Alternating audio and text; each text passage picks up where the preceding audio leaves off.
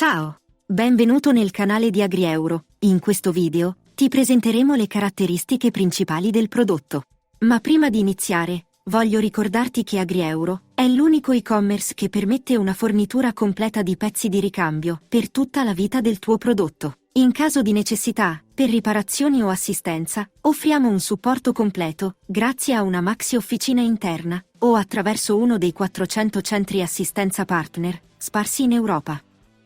Ma ora, vediamo le caratteristiche principali del nostro prodotto.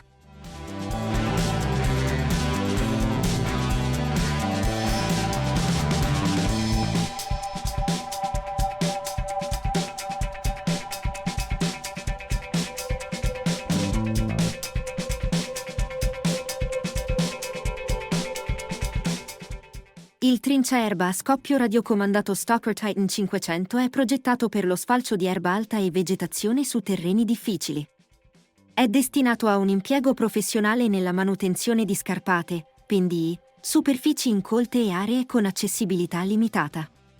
Il sistema ibrido abbina un motore loncina a benzina da 452 cm3, con una potenza di 9,2 kW, a due motori elettrici con ricarica rigenerativa, contribuendo a prolungare l'autonomia operativa. Il gruppo di taglio utilizza doppie lame rotanti con una larghezza di lavoro di 68,5 cm e una velocità di 2600 giri al minuto. L'altezza di taglio è regolabile a distanza da 30 a 130 mm tramite telecomando professionale con portata fino a 200 metri. I cingoli in gomma assicurano trazione sui terreni sconnessi, mentre il peso di 275 kg favorisce la stabilità anche su pendenze fino a 45 gradi.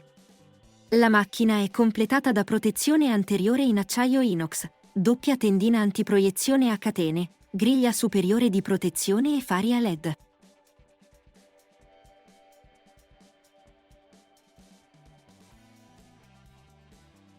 Visita il sito AgriEuro e scopri le offerte nel nostro store online.